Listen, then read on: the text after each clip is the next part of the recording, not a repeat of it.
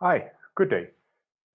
Just if you are new to this channel and tuning in for the first time to look at one of our videos, well, I'm Coach Anton from Coach Anton P2R Limited, where we basically cover these topics on sports mental coaching. I am a qualified sports mental coach and operate under that specific department, leading that for our company as well. If you are finding this interesting and really would want to be part of this and watching more of our videos as it's coming in, please make sure you press the subscribe button at the bottom and the bell next to it so you can get notifications whenever we load new videos. As for today's video, this specific video is part of a series that we're currently busy doing. And the series that we have is basically on sports mental coaching in professional sports. At the same time, in this series, we're focusing on basically a deeper look into how to use the benefit from not just applying sports mental coaching, which I think is quite important. One needs to understand the difference between just knowing what sports psychology is and understanding how to apply it, how and when.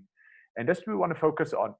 So, in the topics that we're covering during the series, we've got sports mental coaching for individual player management, sports mental coaching for team management, and both these two topics are already covered in previous videos that you can go and look at as well. And then there's sports mental coaching in youth development. This is what we're covering today. And then next on sports mental coaching for the technical team, which is coaching the coach. And lastly, the vicious cycle of frustration and how to solve it. Now, when it comes to the vicious cycle of frustration, we will be splitting that one into two videos instead of just one. The whole series is about 50 videos. There's these 6 main videos that we're focusing on. We're busy with the third one of them.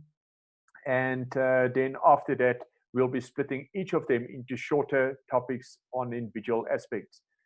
For sports mental coaching in youth development that we're covering today, let's just go into that in more detail. Right, so coaching the parents is the first one in here that I want to discuss. So the first point here of coaching the parents, what is this all about? I think very few people really understand the importance of making sure that you address the parents and you actually coach them. I've heard many coaches complain because parents are during a match shouting different instructions to the players or putting too much pressure on the player to win a game rather than to actually go out there and experiment things that he tried out in sessions. My normal response is, have you ever spoken to the parents about that? So I think the important part is that every coach needs to understand that, yes, it's your duty to coach the player, but it's also your duty to coach or inform the parents what is expected of the player and of them. How can they help your process of development? So you need to go and set out what is it that you actually want to carry across to these kids and or players that the parents need to help you with and type of mentality you want. For example, in our development program, we are very strict on, we are not focusing on match results. We are focusing on experimenting results. What do I mean by that? I want my players to go and experiment in the match, to go and try out new things, to use the pressured environment of the game to actually go and try out the things that is easy in training because of less pressure and put it into an actual game. So those type of things are very important that you need to teach the parents that as well. So they don't go into the game and think that the game's results are more important than the players' actual attempts to try out new things in the match. That is way more important and always needs to be praised above the rest. Even if they just had great moments and brilliant moments, those moments needs to be cherished and praised so that the players can obviously get what they need to get. I do not say that winning is not important. Winning mentality needs to be built, but winning mentality can be groomed by small blocks of success as well. And that is all part of the very same type of mentality. So teach the parents this as well, coach the parents about these things and what to expect from your training sessions and matches. All right, then there's learning phases. So when we look at learning phases, we basically need to understand what is it and what's the process of learning. All right. So other than the learning phases in terms of age groups, I'm going to go into that now.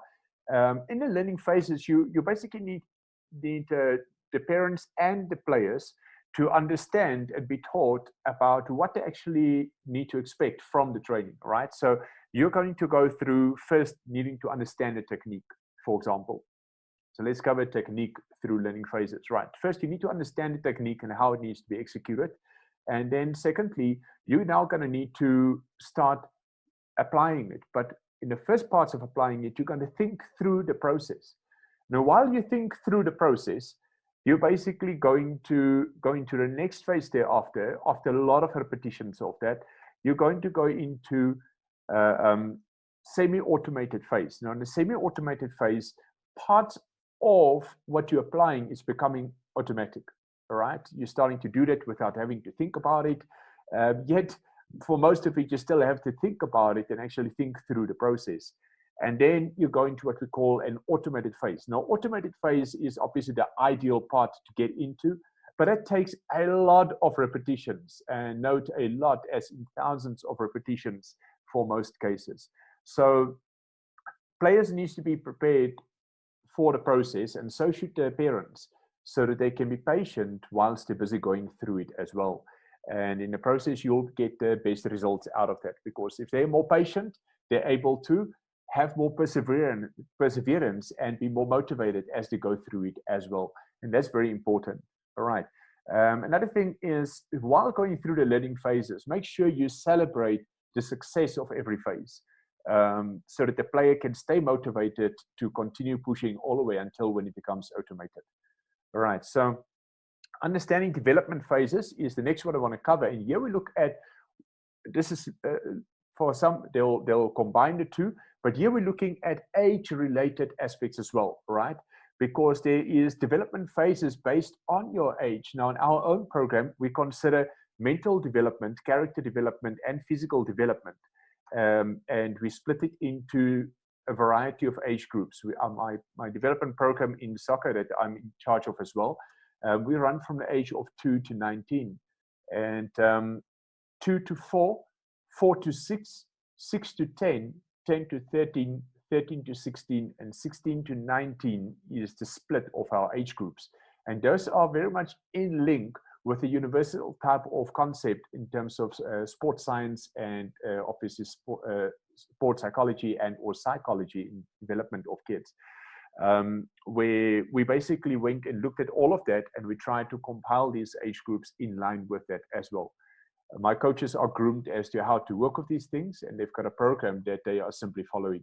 So not all of them are also sitting with sports psychology qualifications such as I do. They basically focus on sports soccer coaching and apply the age group related aspects that is in a curriculum the kids need to follow or the players need to follow. So when we basically go through it, you'll note there's overlapping age groups. And the reason for that is because that is normally where you get your growth spurts or development spurts, where there is aspects where some kids are jumping slightly ahead of the others. And we need to consider that as well. So when your players get there, be ready for that. Some will need to be held back, and some will be able to get the go-ahead to move up to the next group. For example, at the age of 4, at the age of 6, at the age of 10, 13, 16, and then again, obviously we finish at 19. So some players are already earlier, some are already a little bit later, but that is where the judgment of the coach come in. You really need to consider that. Please make sure you consider all aspects, physical and mental development, and don't forget character. I'll cover more of that as I go on through this as well. Right, so in character development, I start some more with that. So if we go through character development, what is really so important here? What type of characteristics? Well, I guess that depends on every academy and every development program out there as to what they value, what the important parts are that they have identified that they want to focus on. In my own program, I focus a lot on developing leaders. That's very important that players are leaders as well out there, because in the modern game, we have found that leaders can never be replaced. Right? It's very difficult to substitute a leader, because you never know when you actually need him on the field to motivate the rest and to get the best out of the rest of the players. A leader, even if they're left out of the starting lineup, they're not easily left out of the bench and sent to the stands, because of their influence on the team's results and the impact they may have, even when they're actually off form. So that is important. That's why I focus a lot on leadership skills. But there's a lot of other things when it comes to character, and I'm going to not mention all of them here because I'm covering one of them in the next point. But one of the examples I've had in characters, I've had a child who together with her friend, were basically in the same age group, both of them turning 10 at the time. And one of them, I actually moved up to the next group, but partly so because I felt like the other one I held back. And the reason for it was very simple, just because of character development. I wanted to allow the other one to not live in the shadow of a friend and to actually develop her own character and have some of her own peers be moved up so that she can first develop more character. She came to me and she questioned why I left her behind. And I'm actually aware that she's also 10, just like the others. And I mentioned to her why I kept her back and asked her to actually focus on her leadership and communication skills while she's being held back. And that was important to me because obviously I wanted to make sure that she's understanding the process as well and not being confused because of being held back. All right. Then sportsmanship is the next one, right? So we're looking at sportsmanship here. And that is what I said, the other topic of character I want to cover here is I make sure my players develop very good sportsmanship. That is crucial. FIFA focus on fair play. Now, as coaches, the least we need to do is to teach our players the same from development phase. You can't start teaching someone at the senior level, hey, you mustn't swear in a game, or you're not supposed to be criticizing your referee all the time and shouting at the ref. Those things are taught at youth level and ingrained into you and become part of your character, literally. So if it is not done, then don't expect a player to change later. It's not going to change later. And for sportsmanship, I also focus on making sure none of my coaches at development phases are allowed to swear during a session. No swearing is allowed. That is one of the key focuses I've got. So the easiest way to prevent that is to generally cut out coaches who actually swear in their sessions, period. If you don't hire them, you won't have them. So you won't need to fire them for that either. Right. So I think that's a very important part for me, and that one need to focus on when it comes to development. That's just one aspect. So what else of sportsmanship? There's things of playing to win, regardless of your current result. All right. So you always need to push yourself to try and win out there at all costs. And I think that's very important because so many people out there are just playing for the sake of trying to get a game over when they fall behind by too big a score. They drop their heads, they lose the character of actually trying to win and playing to get the best result out of there. Look, I mean, I may be 3-0 down. I might still turn the game around and lose only 3-2 and have a better goal difference that benefit me later during the season. And players need to understand that. That will help to motivate them towards this specific aspect mentioned. The other one is fair play. As mentioned, that FIFA promotes as well. And in all sporting codes, I believe that is a very big aspect. So I know in cricket, you get banned very easily when not applying that. And in soccer, maybe less so. But fair play is still a very big part and is expected of you. You could get a booking in a specific game for not applying that. So in the case of fair play, I take it a step further and say, don't try to cheat out there. That's the first thing about fair play. So make sure you don't try to persuade a ref to make a call different from what actually really happened. If the ball crossed the line, don't try to tell him it wasn't over the line when you actually know it crossed the line. I've no problem with the comment of play until the ref's whistle. That's fine. But do not go and try to convince the ref different from decision he's made. That is very important as well out there. The players need to understand and respect that. Respect the game. All right. Then the next thing is basic visualization. Now, I've had people tell me that you can't really teach someone in youth visualization. Well, quite frankly, I disagree. Don't a child dream? A child dream, all right? From earliest ages. That's why even when you teach them, you need to teach them a lot of things out there. And I'm going to use a funny example, but a child going to the toilet when they're around about the age of 2 and 3 or before 2, and you're teaching them to stop wearing a nappy and do potty training. You're also going to need to basically make sure that they don't, have a oopsie in the bed. Right now, the same thing is going to happen. So that process involves a lot of dreaming. The kids might, in many cases, dream they're actually going to the toilet, and as a result, the body responds. and they accidentally wet the bed.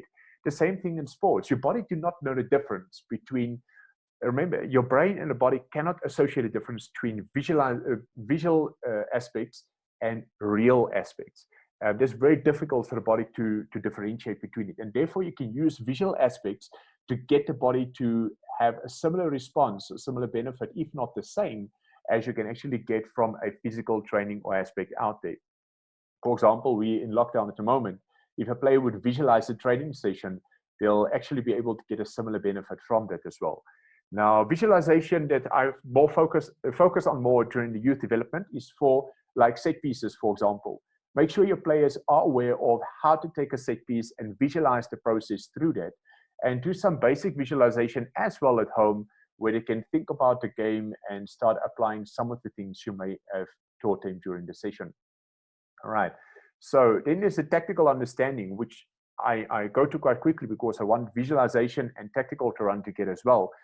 I've mentioned tactical visualization in one of my prior sessions, and you can already start applying it here.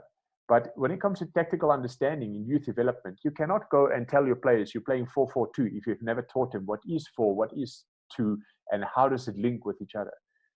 You need to go and teach this to the players. They need to understand these things. If you have not taught them that, you can't expect them to play as 4 at the back if they don't know how. I've seen coaches who practice 4-4-2 and then they go in a game and they throw in a 3-5-2 and they expect the 3 at the back to play the way they want them to play. It's not going to happen. You didn't practice it. You didn't teach these players the fundamentals of it. You need to make sure that you teach that as well.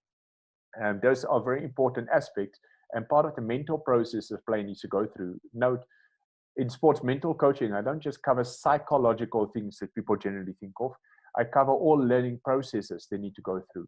And this is part of that. So make sure that you go through this, but don't get too tactical for a young player, because analytical development has not necessarily happened yet, depending on the age group you're dealing with. And because take caution of that on your own side, and take note that the player might not understand. I can't expect a 6, 7, or 8-year-old to go and fully understand the tactical approach you want to follow in the game if analytical processes is still a problem at that age. Rather than focus and break it down to the mere individual, where you literally tell him what's expected of that person in the game, rather than them understanding the whole team's tactical approach, which is also a very specific part that you need to consider. All right. Then in the next one, coaching rules, and in some cases, gaining understanding of why. It's very important that your players need to understand all the rules, and that they really understand why they need to do what they're doing as well. And the reason I focus a lot on this is a lot of people think I just give the rules as a set of things for players to follow, but forget that most coaches out there actually don't know the rules. I've been to coaching courses, and you know what? You'll be lucky if 50% of the coaches actually know 80% of the rules out there, and that's scary. That's really scary stats out there.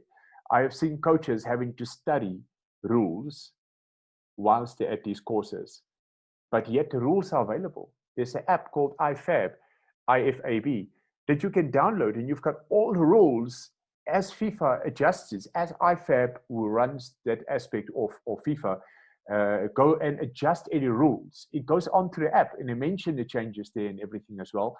And you can even make notes there for yourself that you might want. And I challenge you to not just know the rules, but understand why they are there. Every time a rule is changed, every time a new rule is brought in, this is a very specific reason why, and that will help your players to stay interested as well in the rules. Because if they don't understand why, it's very difficult for them to really memorize it, number one. And number two, actually stay interested and enjoy learning new rules. Right, so focus on why in order to keep that interest. Right, so then teaching about gear. What is about gear that's important and why? You need to make sure that you firstly understand gear for your players to understand it, but then you've got to go and carry the knowledge over to them and try to find clips. If you don't have a lot of knowledge, tap into knowledge of people out there. If you don't have a specialist in this aspect in your club, then maybe get a video from a specialist or invite the specialist to come and speak to your club and the players now and then. But at least have basic knowledge as a coach that you can carry over. Even if you're a parent out there, familiarize yourself with this if you are dealing with kids and youth, maybe as a coach or simply just as a parent speaking to these players at home. After all, as a parent, you'll be the one buying the gear more likely than not. So make sure you familiarize yourself as well. Players naturally want something a famous player out there have. But remember, the playing conditions the famous player is playing in and that they will be playing in might not be the same. Let me give you an example. Maybe a player in Europe is playing with a boot designed for soft grounds, but in Africa he's playing on a firm ground. Now, on a firm ground, you don't want a soft ground boot because that can actually lead to some severe injuries that has rather long-term consequences, such as shin splints in the case of a 6-stud boot being used in a hard ground or a firm ground. So take note of such things and make sure that you familiarize yourself with these aspects as well. I've got some articles written on this, and I will cover this topic in more detail as we go along the series of sports mental coaching that we're doing. Right, so preparing for professional life with fair expectations and goals, that's also very important. Prepare your players. They need to know what to expect out there. It's going to be hard. It's going to be tough. They won't always have a nice coach. They won't always have teammates that even believe in them and or like them and welcome them to a team. That's not always going to happen either. They need to be prepared for these things. And in terms of financial aspects, hey, you're not always on a up and up in your finances. It can drop. You can actually find yourself getting a nice contract at a big club, and then they don't renew it, and you drop down to a smaller club again before you can start building your way up again, maybe to another big club, if ever. All right. But note that the players need to be prepared for these things so that when they are at these big clubs, for example, they don't just go and splash the income they get.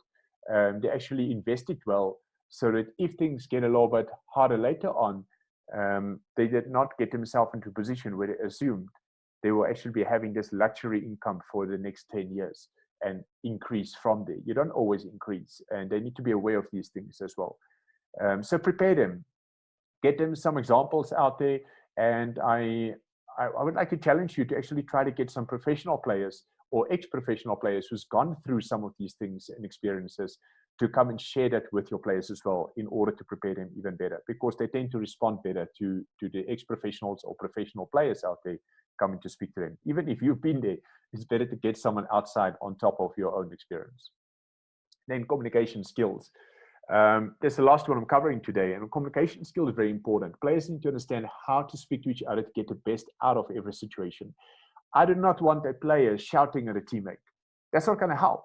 I want a player who is able to encourage and uplift his teammates. I mentioned a little bit of that in the previous video I've done as well on team management. And I think it's important that you teach your players how to do this, how to have encouraging and uplifting communication with each other. But at the same time, also, you teach them body language here. This is where you actually speak to your players about body language and how to communicate well with each other, and not to tell the opposition through body language that you are actually getting down or a bit discouraged by what is busy happening. Basic things like keep your head up. That is such important communication. But tell your players, what does it mean? Don't just tell him, keep your heads up, keep your heads up. I've seen people tell players that, and the players have no idea what the coach really means. I asked players, and some of them said, oh, my coach just wants me to see everything around me so I can see where my players are. Tell your players what you mean. Okay, you've got to go out there and make sure these are youth. They've got to be coached. They've got to be taught. And remember, everything you teach out there is new in most cases to many of these players, even if they're a bit older. Maybe they came from another club to your club where they are not at the same level as the rest of yours because they haven't been taught what your players have been taught earlier in development. So take note of that and remember that and consider all of that as you are working with them in youth development. And remember, their future on your hands. It's up to you, not up to them. As much as it's up to them to give their best, it's up to you to give them the best opportunity. As for me, I'm Coach Anton from Coach Anton P2R Limited, and I'm grateful to have had you guys online. Hope you've enjoyed this video, and please go ahead, press the subscribe button, press the like button, and please do leave your comments out in the comments below. any of these topics we've got questions on, go and mention that in there as well. I will perhaps just refer to one or two of those questions that might have been left in my comments when I go into the individual videos as well. That's it from me. I'm Coach Anton from Coach Anton P2R Limited. If you are interested in any professional services by Coach Anton P2R Limited, please get in touch with Coach Anton about sports mental coaching on +27 74 194 8212 or at anton@coachanton.co.za.